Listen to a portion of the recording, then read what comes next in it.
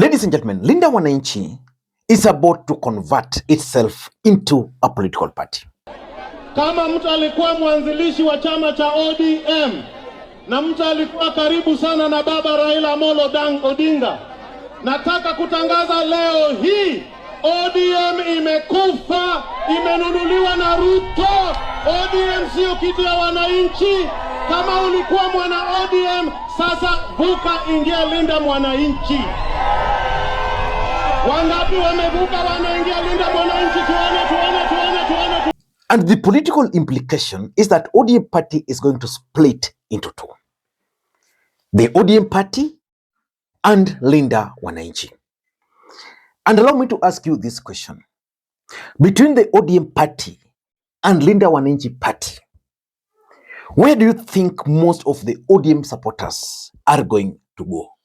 Siasa za Raila Odinga iko katika Linda Wananchi. Ile chama kingine imekufa, ODM imekufa. ODM wameuza kwa Ruto. Wangapi wanasema ODM nyumbani? Nione hapa, nione. Chama ni Linda.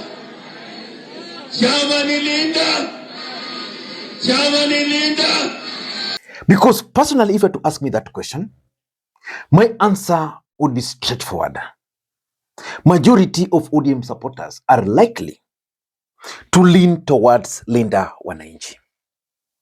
They are going to lean towards Linda Wananchi because Edwin Sifuna has managed to outwit Oburu Odinga's camp. In this video, I want to explain to you guys, I want to give you the strategies which Edwin Sifuna used to outwit Oburu Odinga and the group.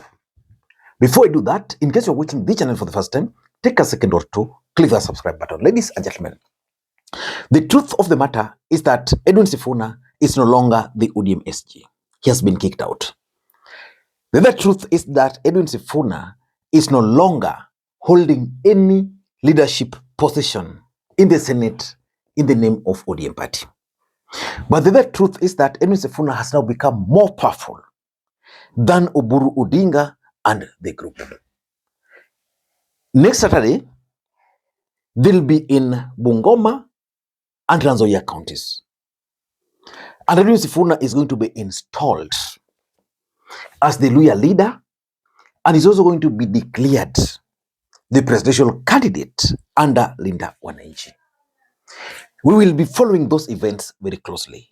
But how did Edwin Sifuna manage to outwit Oburu Odinga, Gladys, Wanga, and the camp?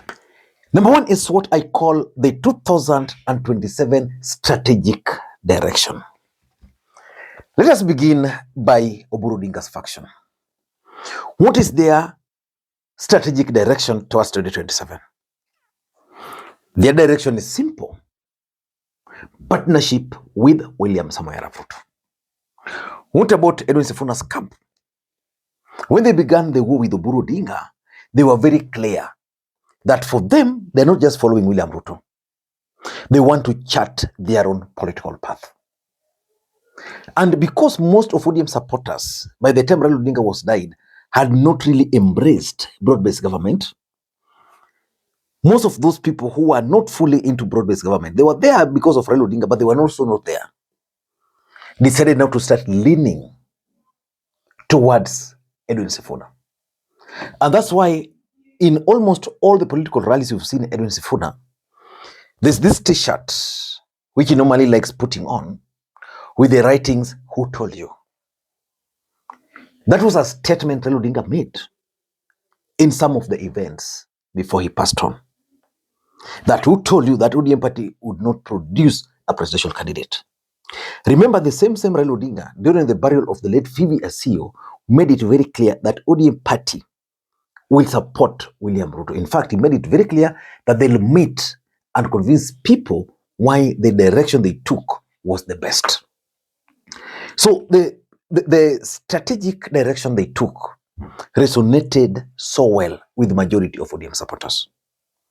And by the time they are now leaving, it is clear that Edwin Sifuna, who is an ODM SG or a former, for that matter, is going to fulfill Raila Odinga's dream of becoming the president of the Republic of Kenya. That is how he managed to outwit them. Number two, Edwin Sifuna and the group also took what I call populist appeal. How did they do this? There was silent anti-William Ruto sentiment in the country. In fact, what drove Raila Odinga to work with Ruto was the Gen Z protest in 2024. And the anti-William Ruto became so bad that even Raila Odinga, having joined Ruto, became a victim. So when Raila Odinga passed on, they continued with this anti-William Ruto sentiment. Then something happened. Edwin Sifuna was removed. And Oburu Odinga and the group made it very clear that for them, they were going to support William Ruto's re-election. That was the fodder which Sifuna used. The narrative then began that Oburu Odinga and the group sold the party. It was easy to sell that narrative. Because sometimes I sit down and figure out, if Raila Odinga was alive, where would Raila Odinga be today? And where would Sifuna be today? Probably, if Raila Odinga was alive, probably he would still be with William Ruto. Sifuna would be opposing. Because even Raila Odinga's key allies were very clear that Sifuna was actually working for Raila on the other side. It was his exit strategy. Which means this other group who are working with Ruto were doing so because of Raila Odinga. But because these guys were able to apply populist appeal, they became the darling. And their movement grew very fast. Number three is something which Oburu Odinga and the group have failed to do. Edwin Sifuna created a national appeal. You see, when Raila Odinga passed on, by that time, Gladys Wanga was an acting chair lady. Oburu Odinga was not there because Raila was there. So when they confirmed these people, something emerged. ODM kind of started projecting an image of a Luhya party. What did Sifuna do and the group? They created a national image. And the national image they created was even beyond the ODM party. For example, they were able to bring on board anybody who was opposed to William Ruto and who was also opposed to Kalonzo and that group. That's where people like Paul Njoroge came in.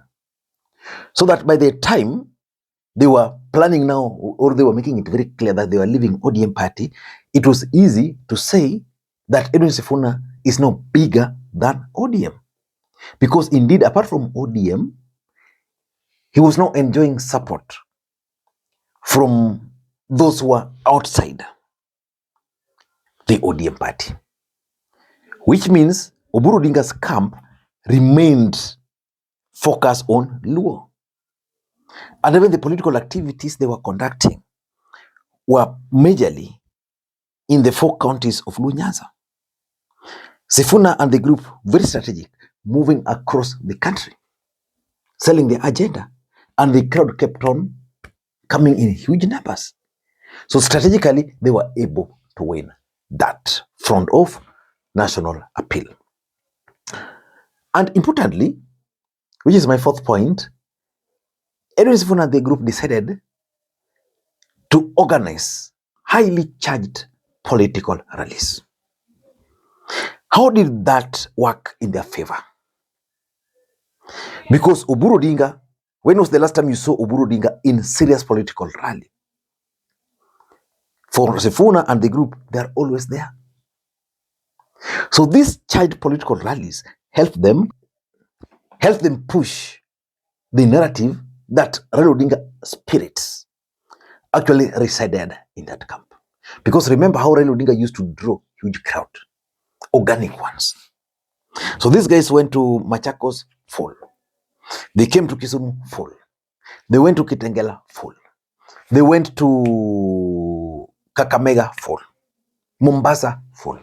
So the narrative that Raila Odinga's spirit were with them, people started buying them. And of course, because of that, people also started seeing that these guys are serious. These guys have the people. So that those who are undecided automatically started siding with Edwin Sifuna and the group because of the charged political rallies. And importantly, they started also taking the war direct to them. When they came to Kisumu and there were attempts to block them, what did they do? Counter. When Orengo went to Homa Bay, when Gladys went to Siaya and abused Orengo, what did Orengo do? Orengo went to Homa Bay. So these guys have been taking political law directly to the doorsteps of these guys. They've really deconstructed some of these guys. And they also used two other lethal weapons. Let me explain to you guys. The generational appeal.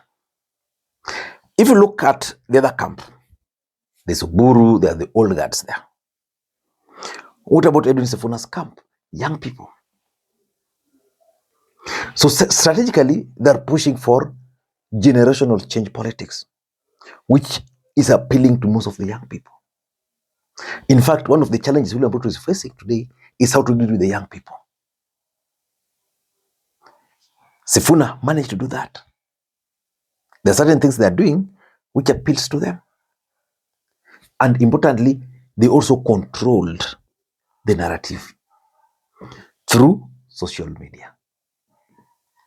If there's one area Oburu Odinga's camp is yet to invest in, is social media. I think they don't know how Raila Odinga used to operate. Raila Odinga used to have a list of online team whom he would engage in most cases. If there's something he wanted to relay, he would call me, tell me, Lee, fanya hivi.